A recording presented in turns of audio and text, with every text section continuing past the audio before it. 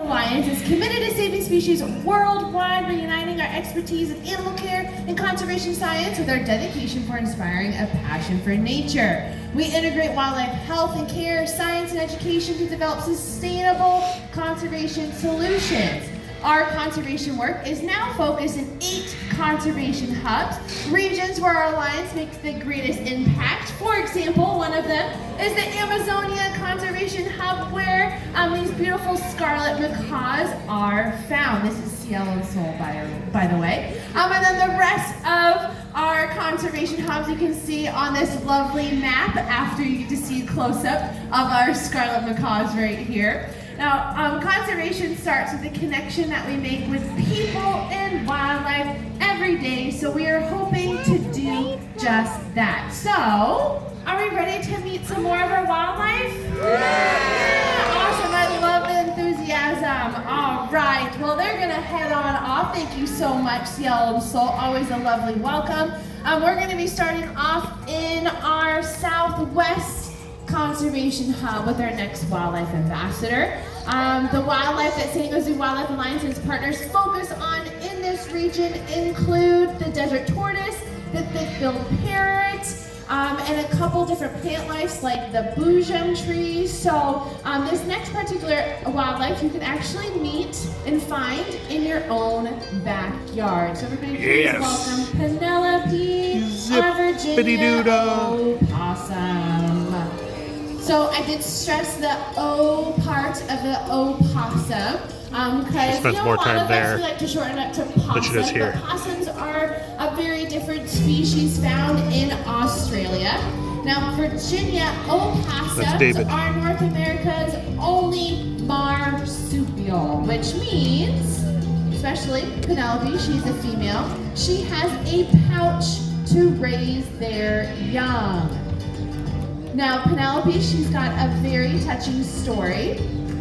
She was actually a rescue right here in San Diego County. We work with an amazing organization called Project Wildlife, where they focus on rescuing and rehabilitating and hopefully re-releasing into their native habitat with native wildlife to San Diego.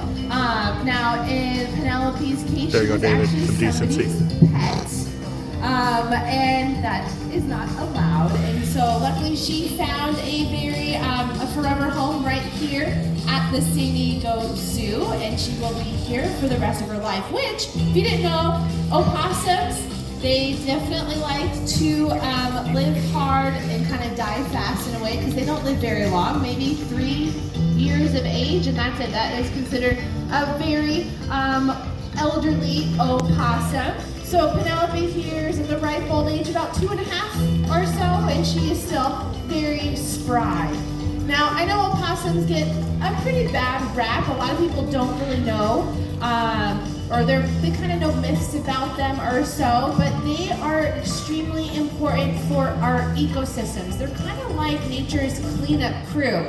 They are very good to have around, especially in your backyard, because they're gonna be taking care of any of let's say like the rotting fruits and vegetables that have fallen around the trees or bushes. They also take care of many pesky pests out there as well, especially like Lyme's disease. We've definitely heard of Lyme's disease. Lyme's disease comes from ticks, and guess who loves to eat ticks? Opossums. A single opossum can eat up to 5,000 ticks in a year. So they're extremely helpful for keeping Lyme's disease away. So like, but I don't want to go up there. Now, she's so cute and she's marked up there. She's giving actually a really good look at that prehensile tail right there. When they're younger, they can actually hang all of their weight on that tail, but when they become full-grown adults like Penelope is right now, they can't handle all of their weight on that tail, but they definitely will use that tail of theirs. It's kind of like the 5th limb to help them balance when they are climbing around on trees, fences, garbage cans, all of that jazz.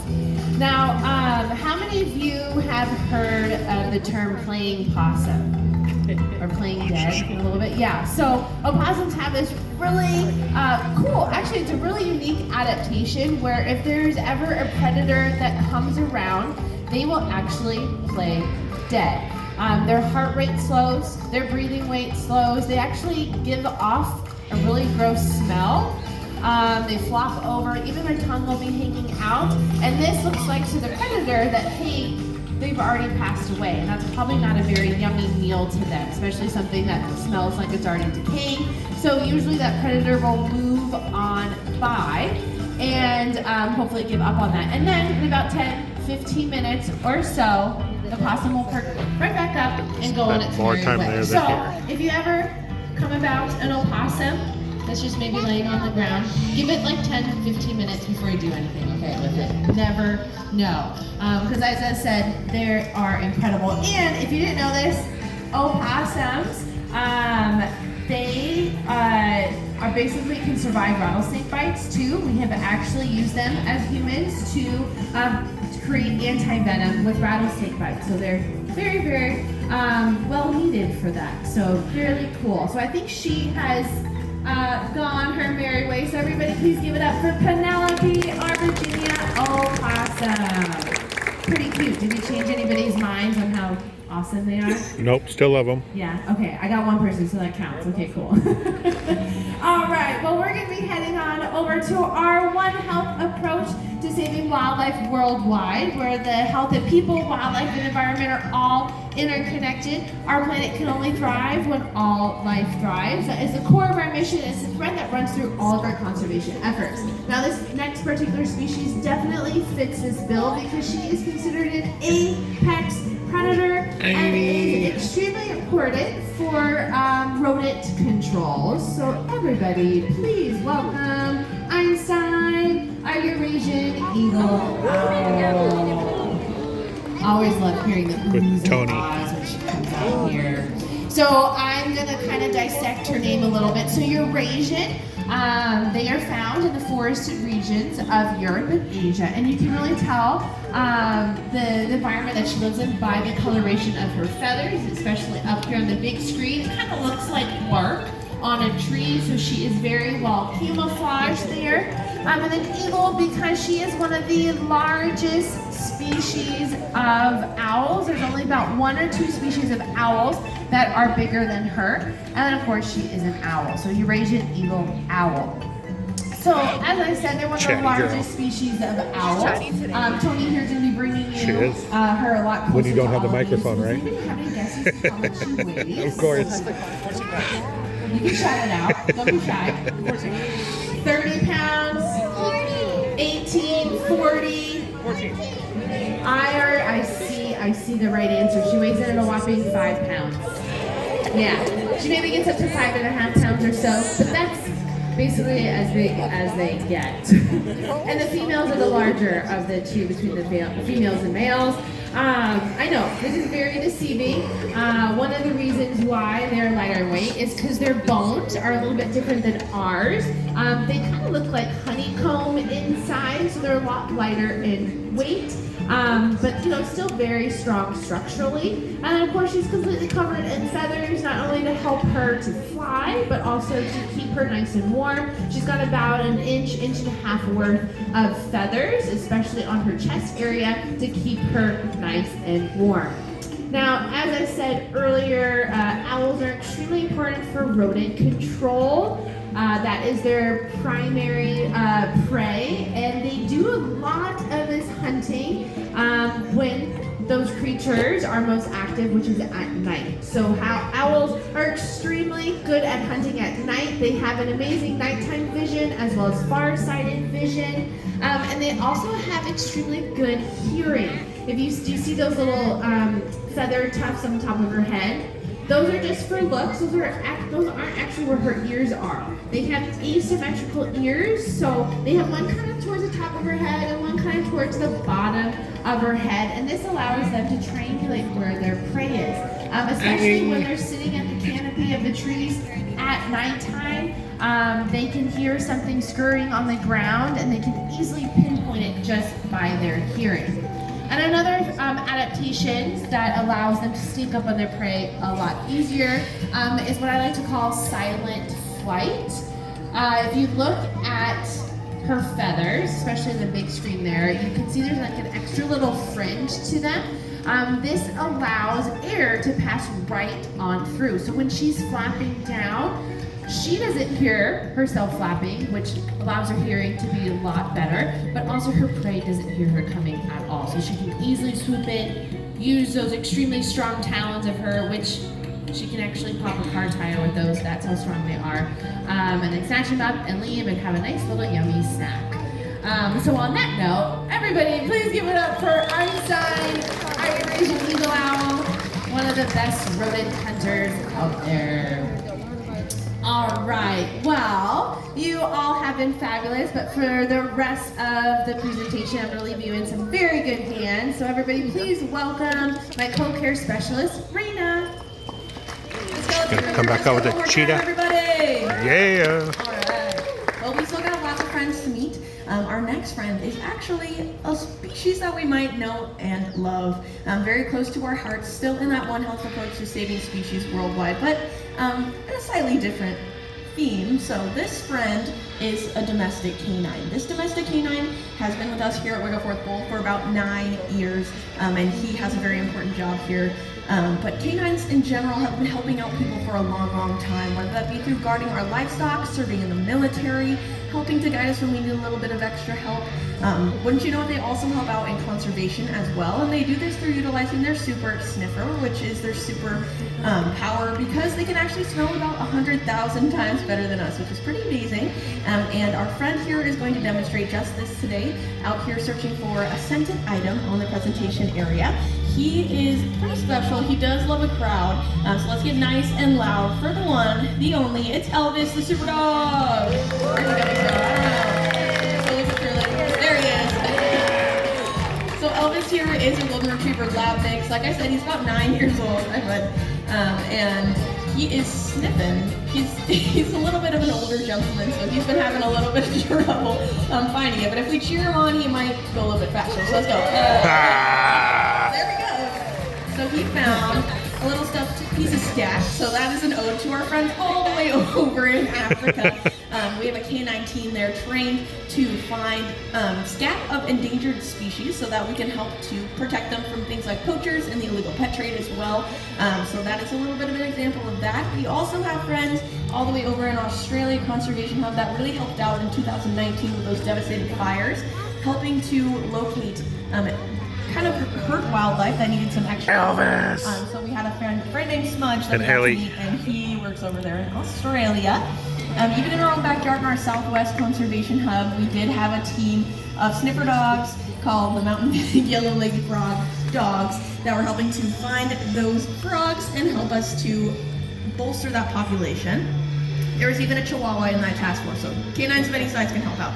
Elvis here specifically has a pretty fun story. So he was originally trained to be a guide dog for Guide Dogs of America. We don't like to say that he failed the program, but he definitely didn't pass. In his defense, it's a very difficult program, but Elvis is a little bit too food motivated to guide someone who can't see. So he would always probably lead them to a hamburger or a potato chip, you never know. But Elvis here, we found a very important job for him here at Wegeforth Bowl. He was career reassigned to live here and be a companion to our South African cheetah, Alunga. And they live together 24/7. They've been together since they were about 6 months of age, and he is a surrogate brother for her to grow up with and teach her all of those manners and help to have someone to get rambunctious with and have the zoomies with as well. So he has been here, and they do pretty much everything together besides eat, because believe it or not, if we fed them together, we'd end up with one very, very full Elvis in Alunga who wants a little bit more food, because believe it or not, she would let him eat all of the food. He would just body her out of the way, and it would be crazy, and he would have a stomachache, because of course cheetahs are obligate carnivores, and being a domestic canine, he's like, kibble and she left me. So some carrots and some She left me. But he is really great at being a companion for his cheetah, and then also a great sniffer dog, so that we can talk a little bit about canines all over the world and how they have helped us out for centuries. So we're very, very lucky to be able to share his story with you all. And let's give it up for Elvis. You did a great job. All right. So for our closing remarks here, we are going to be meeting a very exciting species who is indeed also a canine, but also the largest species of canine in the world. They also used to be the most widely distributed species of canine as well, living all the way up into very cold parts of even Alaska, down way into kind of near Mexico area. Like I said, one of the largest species of canine in the word. This is There's the gray Shasta. wolf. We do have Shasta With out David. here first. She is a little And lady, Wegeforth and this is with her Jess. brother, Wegeforth. They are about 4 years old now. We call them our pups, but I guess they're more like teenagers.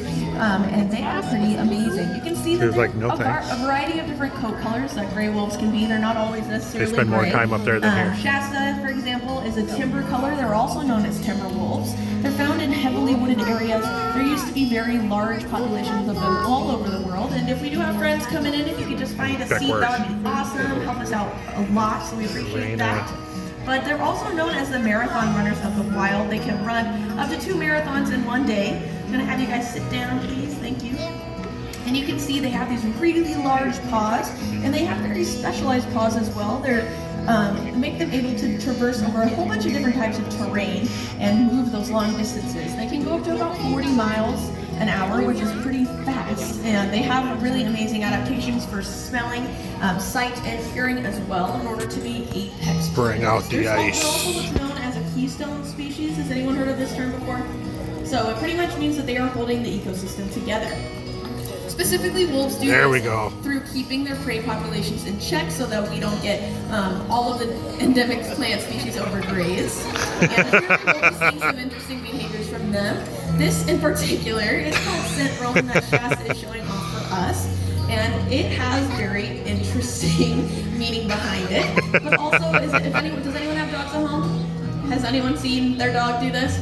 So this is a behavior that our domestic canines still do today, because wolves are the ancestor to all of the dogs that we have in our homes. So you can thank them for your dog rolling in some sort of stinky substance on a walk. But it actually has a very important meaning behind it. So one of them is going to be the fact that wolves are pack hunters. They live in family groups, and so they're going to want to bring these scents back to the pack. So if they find a very interesting scent, they're going to roll in it so they can bring it back to their pack, which is now what domestic dogs do for us. They find something interesting or very stinky, they'll roll in it and bring it right back to us and say, look what I found, isn't it great? And you're like, now I have to give you a back. So it also has another meaning too, because they also are pack hunters, meaning that they will be in packs from anywhere from 2 to 15 wolves, and you can imagine that can get a little bit stinky. So Get more time there than here. a different scent will allow them to put on a mask or disguise so that they can sneak up on their prey just that much better. And Shasta is the expert at that. So they also do have their Uncle Shadow who lives here with them. He is an older gentleman. Oh, there she goes. That's her pal. Good girl. Great job. But their Uncle Shadow also lives here, and so they often like to bring those scents back to him, as he usually takes a nap when the pups are out here, because he is older and they have a lot more energy than he does. But they did a great job on out here. Let's give it up for our wolf pups here with their goals. All right. So the San Diego Zoo Wildlife Alliance is creating a world where all life thrives, and never has this been more important. As first responders in the field, we are there applying a century's worth of first-hand knowledge to global conservation challenges.